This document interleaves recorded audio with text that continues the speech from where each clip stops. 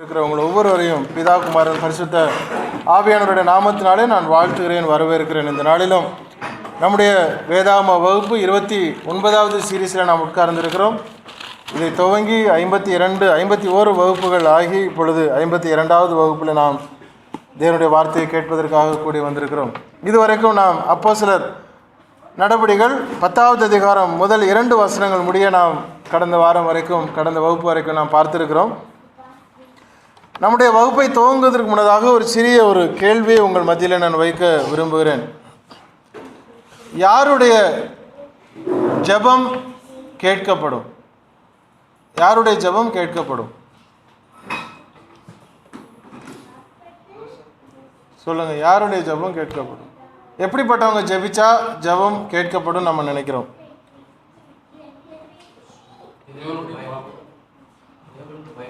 தேவனுக்கு பயப்படுவாங்க. அப்புறம்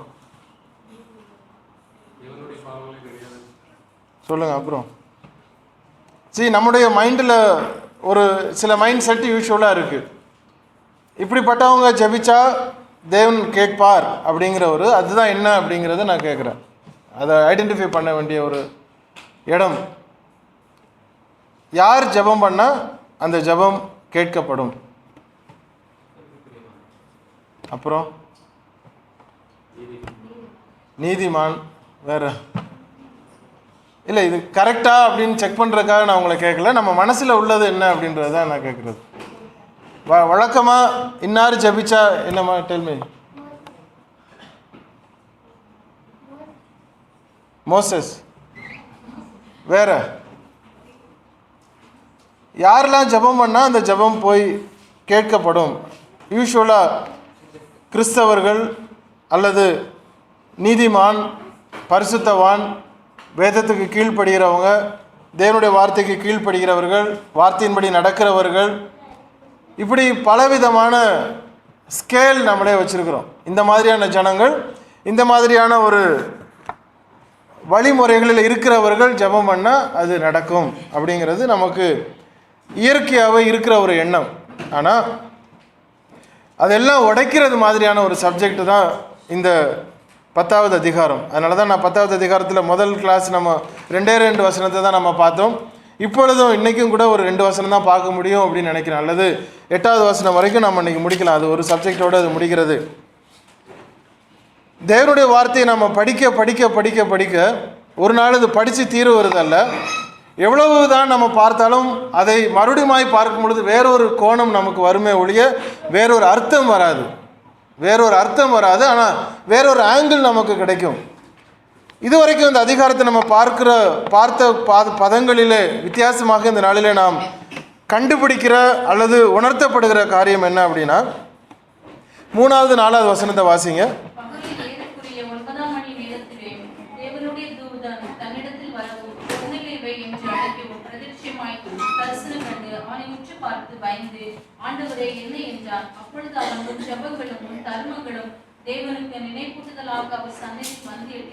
பாருங்க, பகலில் ஏறக்குறைய 9ஆம் மணி நேரத்திலே தேவனுடைய தூதன் தன்னிடத்தில் வரவும் கொர்நேலியுவே என்று கொர்நேலியுவை அழைக்கவும் பிரத்யட்சமாய் தரிசனம் கண்ட கொர்நேலியுவுக்கு சொல்லப்பட்ட ஒரு கன்ஃபர்மேஷன் என்ன? அவனை உற்று பார்த்து பயந்து, ஆண்டவரே என்ன என்று இந்த கொர்நேலியு அந்த தேவதூதனை பார்த்து கேட்கிறார். அப்பொழுது அந்த தேவதூதன், உன் ஜெபங்களும் உன் தர்மங்களும் தேவனுக்கு நினைப்பூட்டுதலாக அவர் சந்நிதியில் வந்து எட்டி இருக்கிறது. இந்த கொர்நேலியு ஒரு யூதன் கிடையாது. முதலாவது நம்ம கவனிக்க வேண்டியது, அவன் யூதன் கிடையாது. அவன் நம்மை போல ஒரு புறஜாதியான். அவன் கிறிஸ்தவன் கிடையாது. அவன் தேவனை ஏற்றுக்கொள்ளாத அல்லது தேவனுடைய வார்த்தைக்கு கீழ்ப்படைந்து முறைமையின்படி வந்த ஒரு கிறிஸ்தவனும் கிடையாது. ஞானஸ்நானம் எடுத்துக்கொண்டவனும் கிடையாது. பரிசுத்தவான் என்று பெயர் பெற்றவனும் கிடையாது. ஆலயங்களில் போய் அவன் அட்டன் பண்ணவனும் கிடையாது. ஆனால் அவனுடைய ஜெபம் எங்கே போய் சேர்ந்திருக்கிறது? தேவனுடைய சன்னிதானத்தில் நினைப்பூட்டுதலாக வந்து சேர்ந்திருக்கிறதாம். அதாவது அவனுடைய ஜெபம் போய் போய் போய் மறுபடியும் அவரை ஞாபகப்படுத்தக்கூடிய ஒரு ஜெபமாக அது சொல்லப்படுகிறது. நாம் கவனிக்கணும். உன் ஜெபங்களும் உன் தர்மங்களும் தேவனுக்கு நினைப்பூட்டுதலாக அவர் சந்நிதியில் வந்து எட்டி இருக்கிறது. யாருடைய ஜெபம்? கொர்நேலியுடைய ஜெபம், ஒரு யூதன் அல்லாத ஒருவனுடைய ஜெபம், ஒரு புறஜாதியானுடைய ஜெபம், கிறிஸ்தவன் அல்லாதவனுடைய ஜெபம், ஆலயத்துக்கு போகாதவனுடைய ஜெபம், ஞானஸ்நானமே இதுவரை எடுக்காத ஒருத்தருடைய ஜெபம் தேவனுடைய சன்னிதானத்தில் போய் எட்டி இருக்கிறது. அவனுடைய அந்த கிரைட்டீரியா என்னவா இருந்திருக்கு?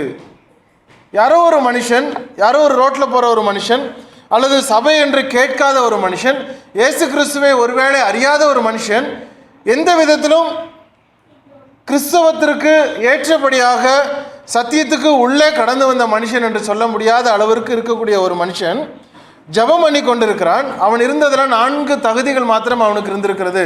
முதலாவது தகுதி, அவன் தேவ பக்தி உள்ளவனாக இருந்தான். அவனுக்கு யார் தேவன் என்று தெரியாது, ஆனால் தேவ பக்தி இருந்திருக்கிறது. அடுத்தது, அந்த தேவனுக்கு பயம் இருந்திருக்கிறது. மூன்றாவதாக, அவன் தர்மங்களை செய்ய வேண்டும் என்கிற 3வது கேட்டகரி அவனிடத்தில் காணப்பட்டிருக்கிறது. 4வது, ஜெபம் பண்ணி கொண்டிருக்கிறான்.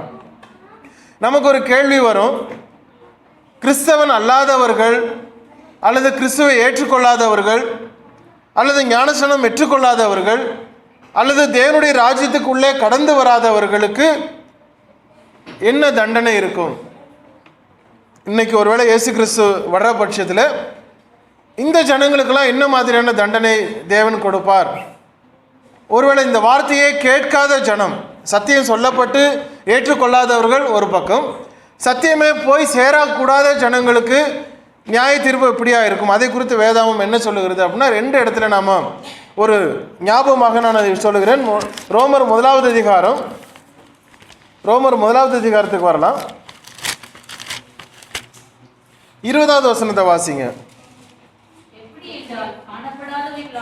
காணப்படாதவைகள் ஆகிய அவருடைய தேவனுடைய நித்திய வல்லமை, தேவத்துவம் என்பவைகள் உண்டாக்கப்பட்டிருக்கிறவைகளினாலே உலகம் உண்டானது முதற்கொண்டு தெளிவாய் காணப்படும். ஆதலால் அவர்கள் போக்கு சொல்ல இடம் இல்லை. தேவனுடைய சமூகம் என்ன? தேவன் எப்படிப்பட்டவர்? அவருடைய தன்மை என்ன? அவர் யாராக இருந்திருக்க முடியும்? அவருக்கு நான் கீழ்ப்படிய வேண்டுமோ வேண்டாமா என்கிற காரியத்தை ஒரு மனுஷன் சொல்லிதான் அறிய வேண்டிய ஒரு காலகட்டத்தில் நாம் இல்லை. வெளியே போய் ஒரு வானத்தை அண்ணாந்து பார்த்தாலே அவருடைய மகிமை என்ன என்பதை கண்டுகொள்ள முடிகிறது. ஒரு காகம் பறந்து செல்கிறது, அது மறுபடியும் தன்னுடைய வீட்டுக்கு கடந்து வருகிறது. ஒரு பறவை வேறொரு தேசத்திற்கு வெக்கேஷனுக்கு போய் மறுபடியும் தன்னுடைய தேசத்துக்கு திரும்பி வருகிறது. அது ஒரு ஜிபிஎஸ் கையில் வச்சுருக்கா? அல்லது நார்த் எது சவுத் எதுன்னு அதுக்கு தெரியுமா? எந்த ஊருன்னு அது மேப்பை பார்க்குதா? ஒன்றும் கிடையாது. டிசம்பர் மாதம் ஜனவரி மாதம் ஆகுதுன்னா ஒரு தேசத்துக்கு அது போய் வெக்கேஷன் போயிட்டு திரும்ப தன்னுடைய வீட்டுக்கு திரும்பி வந்துடுது. இவைகள் எல்லாம் தேவன் நியமித்து வைத்திருக்கிறாராம். எல்லா காரியங்களையும் நேர்த்தியாய் செய்து வைத்திருக்கிற ஒரு தேவனை இயற்கையை பார்க்கும் பொழுதே இது மனுஷனால் ஆனது அல்ல, இயற்கையாய் உருவானது அல்ல, தாமாக உருவானது கிடையாது. நிச்சயமாய் இவற்றிற்கு ஒரு மனுஷனோ அவனை காட்டிலும் வேறு ஒருவனோ உண்டாக்கி வைத்திருக்க வேண்டும் என்கிறது நித்தியமாய் காணப்படுகிறவைகளாம். அந்த வசனத்தை திரும்ப வாசிக்கிறேன். அவருடைய நித்திய வல்லமை, தேவத்துவம் என்பவைகள் உண்டாக்கப்பட்டு இருக்கிறவைகளினாலே உலகம் உண்டானது முதற்கொண்டு தெளிவாய் காணப்படும். ஆதலால் அவர்கள் போக்கு சொல்ல இடமில்லை. ஒரு வாட்சை பார்த்துட்டு அந்த வாட்ச் திடீர்னு ஒரு 10,000 வருஷம் கழித்து இந்த வாட்ச் அதுவே உண்டாக்கிருச்சு அப்படின்னு சொன்னால் யாரும் நம்ப முடியாது. இப்போ உள்ள வாட்ச் அதை கூட நம்ப முடியாது. பழைய கால வாட்சிலலாம் நிறைய கியர்ஸ் இருக்கும். ஒரு கியர் சுற்றினா அது இன்னொரு கியரை தள்ளி விடும், அது இன்னொரு கியரை அடுத்து தள்ளி விடும், கடைசியாக ஒரு முள் சுத்த போகிறது. அதுக்குள்ளே இவ்வளோ மெக்கானிசம் அங்கே வைக்கப்பட்டிருக்கிறது, இவ்வளோ மெக்கானிசம் இருக்கிறது. இப்பொழுது இருக்கிற வாட்சிலலாம் ஒரு பிசிபி, ஒரு சர்க்கியூட் போர்டை வச்சு அதில் எல்லாம் நேர்த்தியாய் செய்யப்பட்டிருக்கிற ஒரு காரியங்கள். அப்போ இது இயற்கையாக உருவானது அப்படின்னா சொல்வதற்கு ஒரு முட்டாள்தனமான ஒரு காரியம். ஒரு குழந்தை உருவாகிறது, எத்தனை குழந்தை உருவானாலும் மெக்கானிசம் ஒன்றாகத்தான் இருக்கிறது. எத்தனை குழந்தை உருவானாலும் மெக்கானிசம் ஒன்று. அப்போது எல்லா வகையிலும் தேவன் நேர்த்தியாய் செய்திருக்கிற வேளையில் அதை பார்க்கும் பொழுது மனுஷனுக்கு தேவன் ஒருவர் இருக்கிறார் என்பதை உணர்த்தப்பட வேண்டும், அவன் உணர வேண்டும். ஏதோ ஒரு சக்தி அப்படின்னு சொல்லக்கூடிய அளவுக்கு மனுஷன் உணர்கிறான் என்று சொன்னால் அந்த சக்தி யார் என்பதை கண்டுகொள்ளுகிறது 2வது பட்சத்தில். அவன் கடந்து செல்லாத பட்சத்தில், அவன் அப்படி போகாத பட்சமாக இருக்கும் பொழுது தன்னைத்தானே அவன் வைராக்கியம் கொண்டு தேவன் இல்லை என்று அவன் சொல்லுகிற பட்சத்தில் அப்படிப்பட்ட ஜனங்களை நியாயம் தீர்ப்பதற்கு கடந்து வருகிறாராம் தேவன். வாசிங்க இன்னொரு வசனம், 2 தெசலோனிக்கேயர் 1வது அதிகாரம் 7வது வசனம். தேவனை அறியாதவர்களுக்கும் நம்முடைய கர்த்தராகிய இயேசு கிறிஸ்துவின் சுவிசேஷத்திற்கு கீழ்ப்படியாதவர்களுக்கும் நீதியுள்ள ஆக்கினையை செலுத்தும்படிக்கு. அந்த வசனத்தை கவனிக்கணும். தேவனை அறியாதவர்களுக்கும் நம்முடைய கர்த்தராகிய இயேசு கிறிஸ்துவின் சுவிசேஷத்திற்கு கீழ்ப்படியாதவர்களுக்கும் நீதி உள்ள ஆக்கினையை செலுத்தும்படிக்கு கர்த்தராகிய இயேசு தமது வல்லமையின் தூதரோடும் ஜுவாலி தெரிகிற அக்னியோடும் வானத்திலிருந்து வெளிப்படும் பொழுது அப்படி ஆகும். எப்படி ஆகுன்றதை நம்ம கீழே பார்க்க முடியும். இப்போ இயேசு கிறிஸ்துவனுடைய சத்தியத்திற்கு கீழ்ப்படியாத ஜனங்கள், தேவனுடைய வார்த்தைக்கு கீழ்ப்படியாத ஜனங்களுக்கு தீர்ப்பு கொடுப்பது என்ன தீர்ப்பு? ஆக்கினை தீர்ப்பு. ஆக்கினை தீர்ப்பு கொடுக்கத்தக்கதாக இயேசு கிறிஸ்து அவருடைய 2வது வருகையிலே வருகிறாராம். அப்பொழுது 2வது வருகை வரும் வரைக்கும் இருக்கக்கூடிய ஜனங்களுக்குள்ள நியாய தீர்ப்பு என்ன? தன்னுடைய சூழ்நிலை சுற்றிலும் இருக்கக்கூடிய நிலவரத்தை பார்த்து அவர்கள் தேவனை தேடி போக வேண்டும். அவர்களாக தேவனை தேடி போகாத பட்சத்தில் தேவன் வார்த்தை கடந்து வரும் பொழுது ஏற்றுக்கொள்ள வேண்டும். 2மே நடந்து தீர்ந்திருக்க வேண்டும்.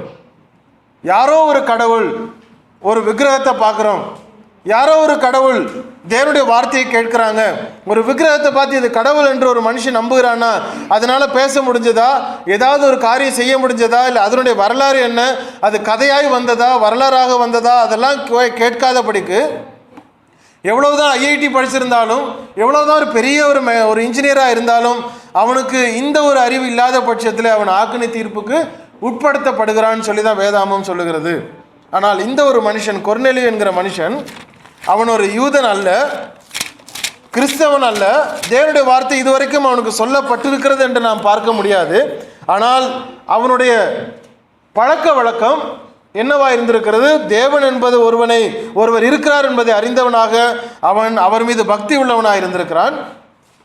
நம்மை காட்டிலும் நம்மை படைத்தவர் ஒருவர் இருக்கிறார் என்பதை உணர்ந்தவனாக அவர் மீது பயமுள்ளவனாக இருந்திருக்கிறான். அடுத்தது, நிச்சயமாய் உதவி செய்வதிலே அவர் பிரியப்படுகிறார் என்பதை உணர்ந்தவனாக ஏழைகளுக்கு தன்னை காட்டிலும் உதவி தேவைப்படுகிறவர்களுக்கு அவன் தர்மம் செய்கிறவனாக இருந்திருக்கிறான். எல்லாவற்றையும் தாண்டி நான் ஏறெடுக்கிற ஜெபத்தை நிச்சயமாக யாரோ ஒருவர் கேட்பார், அது எனக்கு பதில் கிடைக்கும் என்பதை உறுதியாய் பற்றி கொண்டு அவன் ஜெபம் பண்ணி கொண்டிருக்கிறவனாகவும் இருந்திருக்கிறான். 4 கேரக்டர் அவனை மேலே கொண்டு போய் சேர்த்திருக்கிறது. அவன் பேப்டிசம் எடுக்க வேண்டும் என்பது உணர்த்தப்பட்டிருந்தால் எடுத்திருந்திருப்பான், ஏன்னா சத்தியம் சொல்லப்படவில்லை.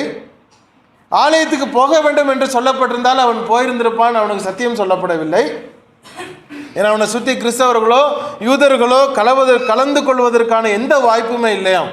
அதை விட வேறு ஒரு கேரக்டர் என்ன அப்படின்னா, அவன் குடும்பத்தோடு சேர்ந்து பயபக்தியாக இருந்தது மாத்திரமல்ல, 2வது வசனத்தில் பார்க்கலாம், அவன் தேவ பக்தி உள்ளவனும் தன் வீட்டார் அனைவரோடும் தேவனுக்கு பயந்தவனுமாக இருந்தான் என்பது மாத்திரமல்ல, அவனை சுற்றி இருந்த ஜனத்தார் மத்தியிலும் அவன் நல்ல பெயர் பெற்றவனாக இருந்தானாம். 7வது வசனத்தை வாசிங்க.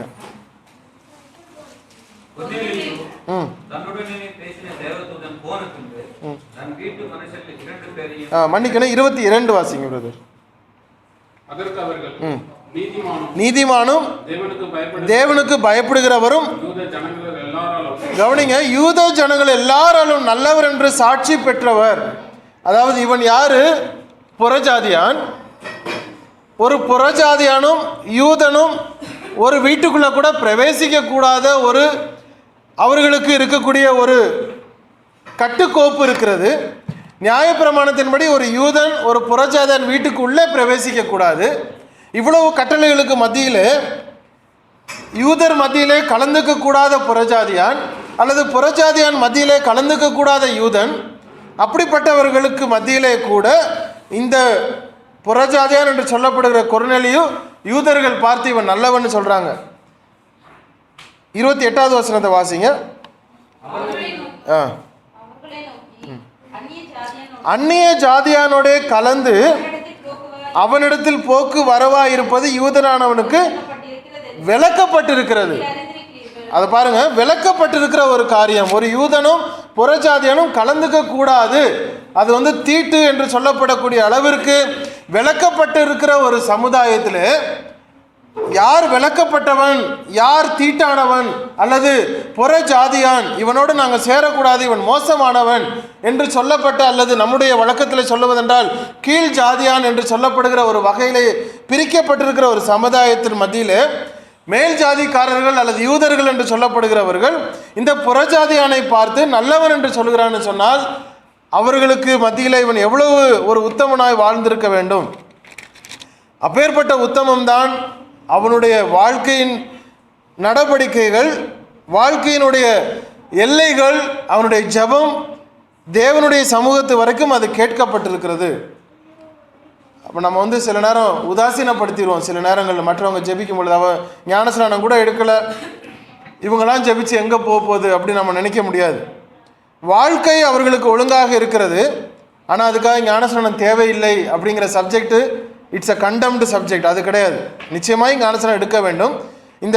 இந்த சாப்டர் முடியும் பொழுது அதனுடைய தீர்மானம் நமக்கு புரிய வரும்.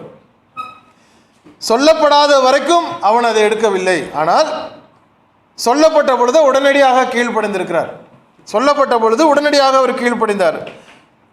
தெரியப்படாத வேளையிலே, அறியப்படாத காலங்களிலே தேவன் காணாதவர் போல் இருந்தார். இவனுக்கு சொல்லப்படவில்லை, ஆனால் தேவ பக்தி சொல்லப்படவில்லை, பாவம் செய்யவில்லை. சத்தியம் சொல்லப்படவில்லை, ஆனால் கீழ்ப்படிந்தார்.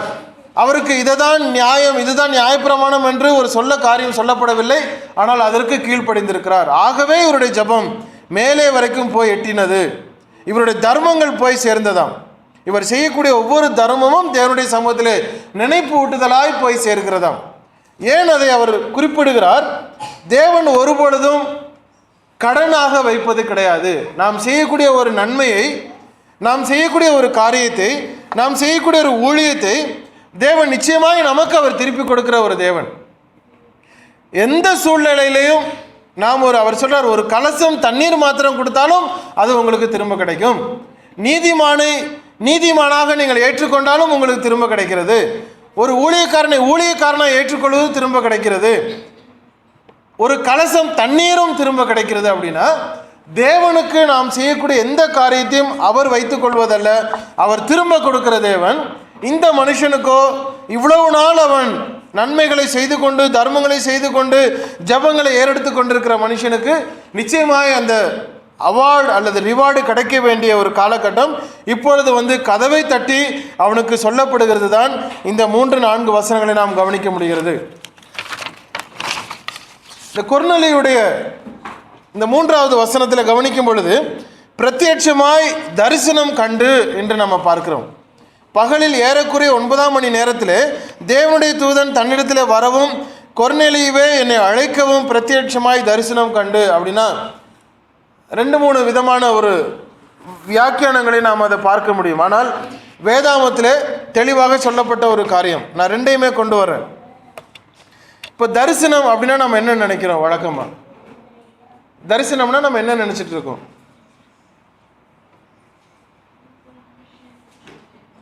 இந்த இடத்துல என்ன நடந்திருக்கணும்? அவன் ஒரு பிரம்ம மாதிரி பார்த்தானா, அல்லது விஷன் மாதிரி பார்த்தானா, அல்லது கண்ணு மூடி இருக்கும் பொழுது பார்த்தாரா, அல்லது தூரத்துல இருந்து ஒரு வெளிச்சமாக பார்த்தாரா, வர்றது மாதிரி கவனிச்சாரா, என்ன மாதிரி நம்ம நினச்சிட்டு இருக்கிறோம்? நம்ம வழக்கமாக தரிசனம் அப்படின்னோட நம்ம கனவை சில நேரம் தரிசனம்னு சொல்கிற பழக்கம் உண்டு. அல்லது கண்ணு மூடிட்டே இருக்கும் பொழுது நாங்கள் இப்படி பார்த்தோம் அப்படின்னு சொல்லக்கூடிய தரிசனம் அப்படின்னு சொல்கிறது உண்டு. ஆனால் இந்த பர்டிகுலர் இடத்துல பிரத்யட்சமாய் தரிசனம் கண்டு அப்படின்னு சொல்கிறது என்னென்னா, ஃபிசிக்கலி அவன் அதை நிற்கிறத பார்த்துருக்கிறார், ஃபிசிக்கலி நிற்கிறத பார்த்துருக்கிறார். 30வது வசனத்தை வாசிங்க.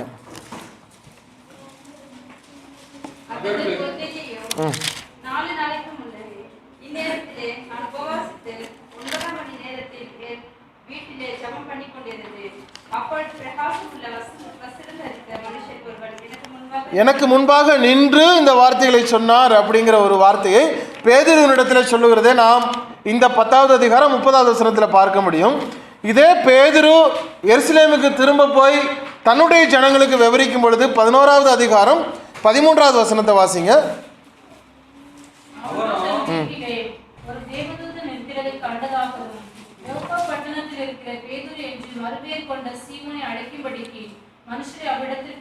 நேரடியாக பார்த்த, இது கனவுல இருந்ததாகவோ அல்லது கண்ணை மூடிக்கொண்டிருந்த நேரத்திலேயோ அல்லது ஒரு பிரம்மையாகவோ அவர் ஒரு கற்பனையாகவோ இதை பார்க்கவில்லை.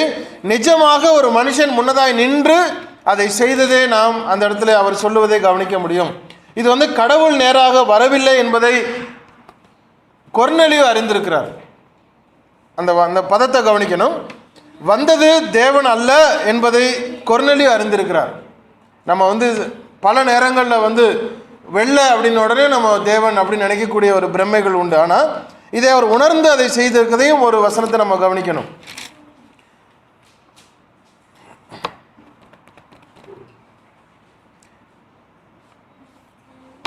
13வது வசனத்தை திரும்ப வாசிங்க. தேவ தூதன் அப்படிங்கிறத அவர் தெளிவாக சொல்லுகிறதை நாம் அங்கே பார்க்க முடிகிறது. தேவ தூதன் ஒருவர் வந்தது, தேவன் வந்ததாக சொல்லவில்லை. 30வது வசனத்தை கூட நம்ம பார்க்க முடியும். பிரகாசம் உள்ள வஸ்திரம் தரித்த மனுஷன் ஒருவன் எனக்கு முன்பாக நின்று என்று சொல்லக்கூடிய ஒரு பதம் அந்த இடத்துல சொல்லப்படுகிறது. இவர் வேறொரு காரியமும் அவர் பின்பற்றி இருக்கிறார். 3வது வசனம் திரும்ப வாசிங்க. 10:3. பகலில் ஏறக்குறைய 9ஆம் மணி நேரத்திலே தேவனுடைய தூதன். அப்போ 9ஆம் மணி நேரத்தில் அவன் ஜெபம் பண்ணி கொண்டிருக்கிறான். 9ஆம் மணி நேரம் என்பது எதை நமக்கு சுட்டி காட்டுகிறது? பழைய ஏற்பாட்டிலே நியாயப்பிரமாணத்தின்படி ஜெபம் பண்ண வேண்டிய டைமில் இவர் ஃபாலோ பண்ணிக்கிட்டு இருக்கிறார். இவர் யூதர் கிடையாது. ஆனால் யூத முறைமைகள் தேவனுடைய கட்டளை என்பதை உணர்ந்தவராக, தான் யூதர் அல்லாத பட்சத்திலும் இதுதான் தேவனுடைய முறை என்பதை உணர்ந்து அதற்கு கீழ்ப்படிந்த ஒரு மனுஷன். அப்போஸ்தலர் நடவடிக்கைகள் நம்ம 3வது அதிகாரம் 1வது வசனத்தில் பார்க்கும் பொழுது கூட பேதுருவும் யோவானும் தேவாலயத்தில் அவர்கள் ஜெப வேலையாகிய 9ஆம் மணி நேரத்திலே உள்ளே போனார்கள் அப்படின்னு சொல்லி பார்க்குறோம். ஏன்னா அவர்களுக்கு டைம் சொல்லப்பட்டது. இப்பொழுது நமக்கு நேரம் இல்லை, எந்த நேரத்திலும் நம்ம ஜெபிக்கலாம், எங்கும் ஜெபிக்கலாம் அப்படிங்கிற காலகட்டத்தில் நாம் இருக்கிறதுனால தான் நம்ம எந்த டைமும் நம்ம ஃபிக்ஸ் பண்ணிக்கிறோம். ஆனால் நியாயப்பிரமாண காலத்தின்படி அவர்களுக்கு நேரம் ஒதுக்கப்பட்டது. 9 மணி, 3 மணி, 12 மணி, 6ஆம் மணி அப்படிங்கிற ஒரு நேரத்தில் அவர்கள் போய் அந்த ஜெப வேளையிலே அவர்கள் போய் ஜெபிக்கிற ஒரு பழக்கம் இருந்திருக்கிறது. இன்னொரு வசனத்தை கூட வாசிங்க. தானியேல் புஸ்தகம் 9வது அதிகாரம் 21வது வசனம். எசேக்கியேலுக்கு அடுத்தது தானியேல் 9:21.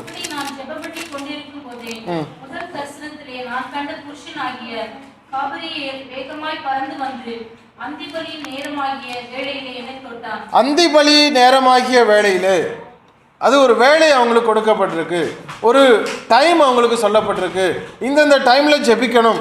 அந்த டைமை இவர் அறிந்து அதற்கு கீழ்ப்படிந்திருக்கிறார். அதான் நம்ம கவனிக்க வேண்டிய ஒரு காரியம். கிறிஸ்தவன் அல்ல, யூதன் அல்ல, ஆனால் இது முறை என்பதை அறிந்திருக்கிறார். அந்த முறைக்கு தன்னை ஈடுபடுத்தி இருக்கிறார். அந்த ஈடுபாட்டு நிமித்தமாக, அதற்கு கீழ்ப்படிந்தது நிமித்தமாக இவருடைய ஜெபம் மேலே வரைக்கும் போய் சேர்ந்திருக்கிறது. விருத்த சேதனம் பண்ணப்படலை, அவர் பலி செலுத்தலை, அவர் ஆலயத்துக்கு போகலை, ஞானஸ்நானம் எடுக்கலை, பரிசுத்தவான் என்று சொல்லப்படலை, அபிஷேகம் பெற்றவர் என்று சொல்லப்படலை, எந்த ஒரு குவாலிஃபிகேஷனும் இல்லை. ஆனால் இவர் இருந்த ஒரே ஒரு குவாலிஃபிகேஷன், இவர் விசுவாசித்து அந்த கட்டளைகளுக்கு கீழ்ப்படைந்து தன்னை ஈடுபடுத்தி கொண்டிருக்கிறார். அவருடைய அப்படிப்பட்ட ஒரு ஜெபமும் அவர் செய்த அப்படிப்பட்ட ஒரு தர்மங்களும் தேவனுடைய வாசல் வரைக்கும் அவருக்கு நினைப்பூட்டுதலாக கடந்து எட்டி இருக்கிறது. அது நிமித்தமாய் பதில் அங்கிருந்து கடந்து வருகிறது. ஓசியாவின் புஸ்தகம் 6வது அதிகாரம் 6வது வசனத்தை வாசிங்க. ஓசியா 6:6.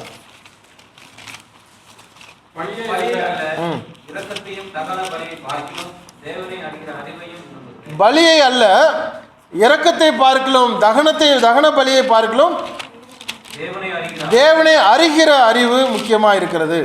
யார் தேவன், அவர் எப்படிப்பட்டவர், அவருடைய தன்மை என்ன, அவருடைய வல்லமை என்ன, நான் யார் என்பதை உணர்ந்தவனாக கீழ்ப்படிய வேண்டியது ஒவ்வொரு மனுஷனுக்கும் அவசியமே ஒழிய, மேலோட்டமாக சொல்லப்பட்ட காரியங்களில் நான் முக்கியமாக இருக்கிறேனா என்பதை மாத்திரம் பார்த்து கொண்டு நம்ம ஒவ்வொரு கேரக்டராக டிக் பண்ணி கொண்டே போய் கொண்டிருப்பது பிரதானமாக சொல்லப்படவில்லை. ஆனால் கீழ்ப்படிய வேண்டியது அவசியம். கீழ்ப்படிதல் அங்கு அவசியமாக இருக்கிறது. இன்னொரு வசனத்தை வாசிங்க. பிரசங்கியின் புஸ்தகம் 5வது அதிகாரம் 1வது வசனம். பிரசங்கி 5:1.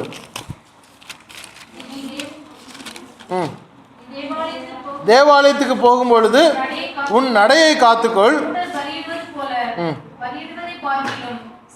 செவி கொடுக்க சேர்வதே நலம். மூடர் பலியிடுவது போல, ஒரு முட்டாள் போய் பலியிடுகிறது போல பலியிடாத, ஆனால் அதுக்கு செவி கொடுப்பது அவசியமாக இருக்கிறது. தாங்கள் செய்கிறது தீமை என்று அறியாதிருக்கிறார்கள். நான் நன்மை செய்து கொண்டிருக்கிறேன், ஆனால் கீழ்ப்படியாமல் செய்து கொண்டிருக்கிறேன். அது தேவனுடைய சமூகத்தில் கோபத்தை வரவழைக்கிறதா இருக்கிறது. நான் இந்த நியாயப்பிரமாணத்திற்கு கீழ்ப்படிய வேண்டும் என்று உணர்ந்து தேவனை உணராதபடிக்கு நியாயப்பிரமாணத்திற்கு கீழ்ப்படைந்தால் அவர்கள் சபிக்கப்படுகிறவர்களாய் காணப்படுகிறார்கள். ஆனால் இவருக்கு நியாயப்பிரமாணம் தெரியாது, ஏதோ முறைமைகளை பார்த்திருக்க வேண்டும். யூதர்களுக்கு இவர் மத்தியில் யூதர்கள் மத்தியில் இவருக்கு நல்ல பெயர் இருக்கிறது. நிச்சயமாய் அவர்கள் ஜெபிப்பதை இவர் அறிந்திருக்க முடியும். அந்த ஜெப வேலைகளை இவர் ஜெபிக்கிறார். அவர்களுடைய முறைகளை இவர் பின்பற்றுவதிலே இவர் ஆர்வம் கொண்டு தேவனை அவர் ஏற்றுக்கொண்டிருக்கிறார். அந்த பக்தியோடும் பயத்தோடும் தர்மங்களோடும் ஜெபம் பண்ணி கொண்டிருக்கிற மனுஷனுக்கு ஒரு பதில் மேலிருந்து வந்த ஒரு காரியம். 5-6 வசனங்களை வாசிங்க. அப்போஸ்தலர் 10.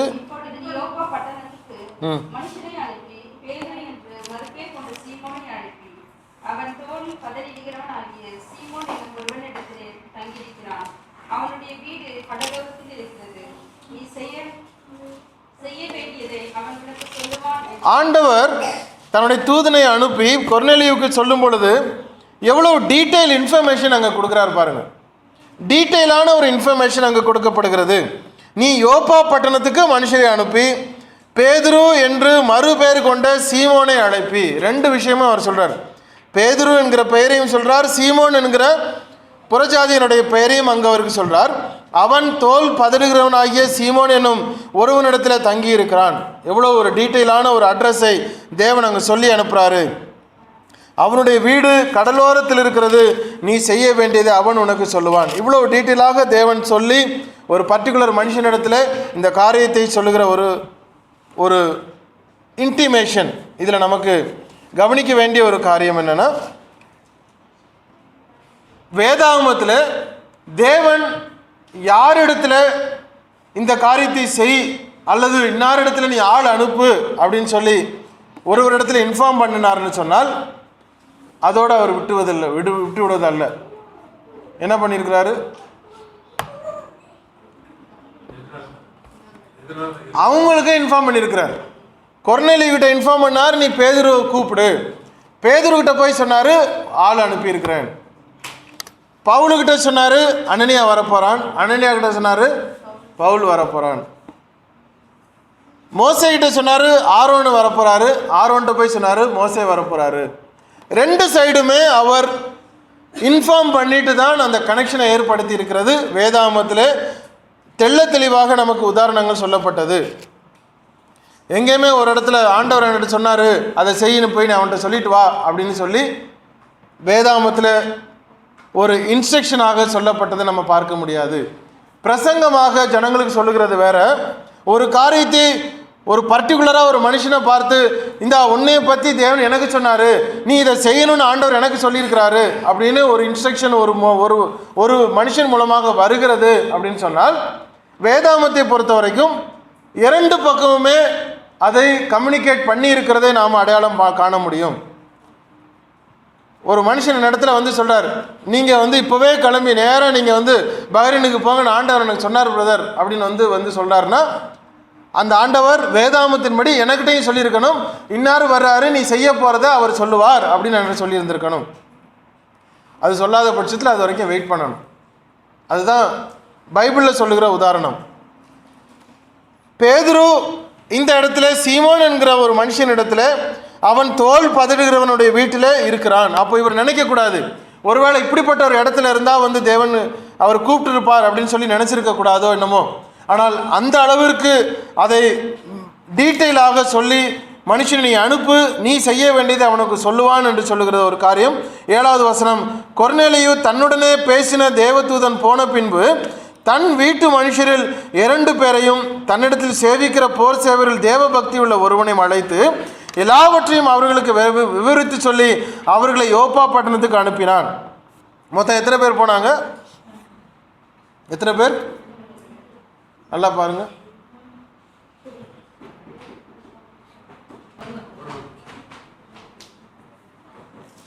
கொர்நேலியு தன்னுடனே பேசின தேவதூதன் 3 பேர் போனாங்க மொத்தம். அதாவது இன்வைட் பண்ணுறதுக்கு ஒருத்தர், கவனிங்க, இன்வைட் பண்ணுறதுக்காக ஒருத்தர், பேதுருவுக்கு ஹெல்ப் பண்ணுறதுக்கு 2 பேர். அந்த வசனத்தை திரும்ப வாசிக்கிறேன்.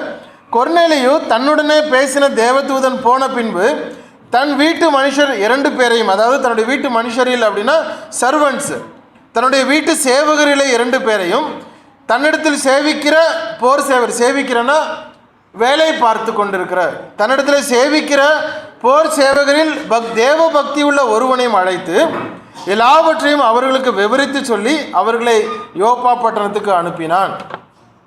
3 பேர் போகிறாங்க. தேவ பக்தி உள்ள ஒரு மனுஷன். நம்ம கவனிக்க வேண்டியது என்ன அப்படின்னா, கொர்நேலியு யார்? அவருடைய வேலை என்னென்னா 100க்கு அதிபதி, அதாவது commander of 100 soldiers. Commander of 100 soldiers. Commander அப்படிங்கிற போஸ்ட் அப்படின்றது ஒரு பெரிய ஒரு அதிகாரத்துக்கு உரியது. அவங்க எழுந்திருந்து நடந்து வந்தாலே சோல்ஜர்ஸ் எல்லாம் எழுந்து நின்று வணக்கம் செலுத்தணும். தொப்பி போட்டிருந்தா கையெடுத்து வணக்கம் செலுத்தணும். தொப்பி போடலாம் 2 கையையும் சேர்த்து வச்சு நிமிர்ந்து நிற்கணும். இதெல்லாம் இராணுவத்தில் இருக்கக்கூடிய கட்டளைகள். யாருன்னா நடந்து வந்தாலே, வந்து நின்னால் இந்த காரியங்களை செய்யணும். இவ்வளவு பயமும் ஒழுங்கும் இருக்கக்கூடிய ஒரு வீட்டில், அப்படிப்பட்ட ஒரு கட்டளைகளுக்கும் அப்படிப்பட்ட ஒரு சூழ்நிலையில் வளர்ந்த ஒரு வீட்டில் தேவ பக்தியை தன்னுடைய சேவகர்களுக்கு இந்த கொர்நேலியு சொல்லி கொடுத்துருக்குறான். அப்படின்னா இவருடைய கம்யூனிகேஷன் எப்படி இருந்திருக்கணும்? ஒரு சோல்ஜர்ஸ்கிட்ட வந்து கொஞ்சம் இறங்கி பேசினாலே பயம் போயிடும் அப்படின்னு சொல்லிட்டு யாருமே வந்து இறங்கி பேச மாட்டாங்க. ஒரு சீனியர் ஆஃபீஸர்ஸ் வந்து ஜூனியர் ஆஃபீஸர்கிட்ட எப்போவுமே வந்து ஒரு டிஸ்டன்ஸை மெயின்டைன் பண்ணுவாங்க. இல்லைனா பயம் போயிடும், பக்கத்தில் வந்து உட்காந்து தோள் மேலே கை போட்டுருவாங்கனோ அப்படின்னு சொல்ல ஒரு பயம். அதனால் எப்போவுமே ஒரு டிஸ்டன்ஸை மெயின்டைன் பண்ணணுங்கிறது எப்பொழுதுமே அவங்களுக்கு சொல்லப்படுகிற ஒரு கோர்ஸ் எடுக்கப்படுகிறது. ஆனால் இவனும் தன்னிடத்தில் சேவிக்கிற போர் சேவகரில் தேவ பக்தி உள்ள ஒருவனையும், அவனும் ஒரு ரோமன் தான், அவனும் ஒரு யூதன் அல்லாதவன், அவனும் ஒரு புறஜாதியான், இவனிடத்தில் போர் சேவிக்கிற போர் சேவகரும் புறஜாதியார்கள் தான், அவர்களுக்கு மத்தியிலும் இவன் தேவ பக்தியை வளர்த்திருக்கிறான் என்று சொன்னால் எந்த அளவிற்கு இவர்களுடைய கம்யூனிகேஷனும் நடத்தைகளும் ஆட்டிடியூடும் வளர்ந்திருக்கிறது, அதை மற்றவர்களுக்கு அதை சேர்த்திருக்கிறார் என்று சொன்னால் இவருடைய கமாண்டிங் பவர் அல்லது கம்யூனிகேஷன் பவர் எப்படியாக இருந்திருக்கணும். அந்த ப்ராக்டிக்கலாக நம்ம சிந்தித்து பார்க்கணும். ஒரு போர் சேவகரே இவருக்கு வேறு ஒரு மார்க்கத்தை உணர்ந்து கொள்ளக்கூடிய அளவிற்கு ஒரு போர் சேவகனை வளர்த்திருக்கிறான்னு சொன்னால் கொர்நேலியுடைய உதாரத்துவம் எப்படியாக இருந்திருக்கிறது? கொர்நேலியு எந்த அளவிற்கு மக்களை வளர்த்திருக்கிறார்? பழக்க வழக்கங்கள் எப்படியாக இருந்திருக்கிறது? இங்கே தான் வந்து பயமும் பயபக்தியும் நம்ம டிஃபரன்ஷியேட் பண்ண முடியும். பயத்திற்கும் பயபக்திக்கும் உள்ள டிஃபரன்ஷியேஷன் இங்கே நம்ம பார்க்க முடியும். உண்மையாகவே ஒரு மனுஷன் வேறொரு மனுஷனை புரிந்து உணர்ந்திருக்கிறான் அப்படின்னு சொன்னால் சொல்லி தான் செய்யணும் அப்படிங்கிற அவசியம் கிடையாது. முதலாளிமார்களுக்கு அது தெரியும். இதை செய் அப்படின்னு சொல்லிட்டு முதலாளி போயிட்டாரு. ஆனால் அவர் செய்கிறதுக்கு போகும் பொழுது செய்ய வேண்டிய ஒரு பொருள், தேவையான பொருள் அதில் இல்லை. அவர் வர்ற வரைக்கும் வெயிட் பண்ணலாம். பாஸ் அதை செய்ய சொன்னார், ஆனால் அது இல்லை, நான் என்ன பண்ணுறது, அவர் வரட்டும், வந்ததுக்கப்புறம் வந்து கேட்டுட்டு அதுக்கப்புறம் செய்யலாம் அப்படின்னு உட்காந்துருக்கிற ஒரு தொழிலாளி. ஆனால் பாஸ் இதை செய்ய சொல்லிட்டு போனார், ஆனால் அதற்கு தேவையான பொருள் ஒரு பொருள் குறைகிறது. நான் அவர் வர வரைக்கும் வெயிட் பண்ணணுமா? வேண்டாம், இது மேபி ஒரு ரியால் போட்டால் எனக்கு கிடச்சிரும், நான் போய் எடுத்துகிட்டு வந்து அதை செஞ்சு முடித்து ரெடியாக வச்சுருக்கிறேன் அப்படின்னு சொல்லிட்டு தானாகவே அதை செய்து முடித்து வைக்கிறது இரண்டாவது ரகம். பயம் அப்படிங்கிறது என்ன? சொல்ல வேண்டியது செய்யணும், அவ்வளோதான், அவனுடைய கடமை முடிஞ்சிருச்சு. ஆனால் பயபக்தி என்பது என்ன? அன்போடு சேர்ந்த ஒரு பயபக்தி. அவர் இருந்தாலும் இல்லாவிட்டாலும் நான் கீழ்ப்படியணும், அவர் இருந்தாலும் இல்லாவிட்டாலும் நான் அதை செய்து முடிக்க வேண்டும். அவருடைய கட்டளைக்கு நான் கொடுக்க வேண்டிய, அவர் வர்றதுக்கு முன்னதாகவே சொல்ல வேண்டிய காரியத்தை, சொல்லி முடித்த காரியத்தை நான் செய்து முடிக்கணும் அப்படிங்கிற ஒரு தீர்மானம் அந்த பயபக்தியை கொண்டு வருகிறது. இப்போ தேவனுடைய சமூகத்தில் நாம் பயத்தோடு இருப்பது முக்கியமல்ல, பயபக்தியோடு இருக்க வேண்டியது அவசியம். அவர் எந்த சூழ்நிலையில் வந்தாலும் நான் கீழ்ப்படுகிறவனாக இருக்கிறேனா, அவர் எந்த சூழ்நிலையில் வந்தாலும் இவர் இந்த கேள்வியை கேட்டால் அதற்கு நான் பதில் கொடுப்பதற்கு நான் ஏது உள்ளவனாக இருக்கிறேனா, அவருடைய வார்த்தைக்கு நான் கட்டளைக்கு கீழ்ப்படிந்திருக்கிறேனா, இது பயபக்தியை குறிக்கிறது. ஐயோ வந்துருவார் வந்துருவார் வந்துருவார்னு சொல்லி பதஷ்டத்தோடு இருக்கிறது அவசியம் அல்ல, கீழ்ப்படிந்திருக்க வேண்டியது அவசியம்.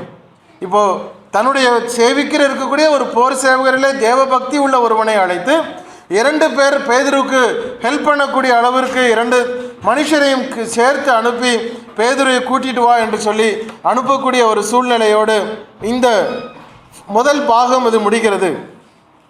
யோப்பா பட்டணத்திற்கும் செசரியா பட்டணத்துக்கும் இருக்கக்கூடிய டிஸ்டன்ஸ் ஏறத்தாழ 36 மைல்கள், அதாவது ஏறத்தாழ 60 கிலோமீட்டர்கள்.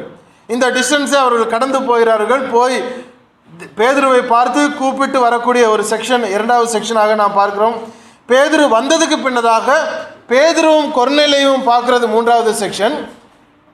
4வது செக்ஷனாக கொர்நேலியு கர்த்தருடைய வார்த்தைக்கு கீழ்ப்படுகிற ஒரு 4வது செக்ஷன் அதை பார்க்க முடியும். இந்த 4 செக்ஷனுமே நமக்கு அதிகமான பாடங்களை கற்றுக் கொடுக்கிறதா இருக்கிறது. கொர்நேலியுடைய லைஃப், பேதுருவனுடைய மென்டாலிட்டி, பேதுருவும் கொர்நேலியும் மீட் பண்ணக்கூடிய இடங்களில் நடந்துக்கிற சம்பவங்கள், பேதுருவனுடைய போதனை,